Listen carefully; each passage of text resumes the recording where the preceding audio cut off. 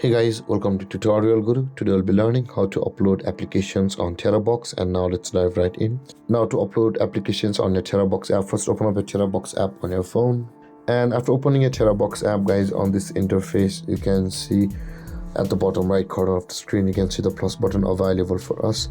Tap on the plus button at the bottom right corner of the screen. And this kind of panel will appear where you can see the applications option available for us. Tap on applications. Before you land here, guys, if the Terabox app needs any kinds of or requires any kinds of permissions from your phone, allow those permissions. And with that being said, guys, after landing on this interface, all of the APK files or applications you had saved or backed up on your phone will be over here.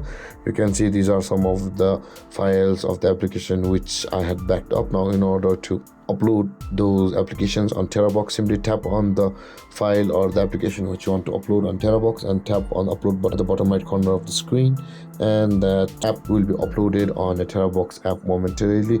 You can see the app is uploading over here. And with that being said, guys, this is how to upload applications on Terabox app.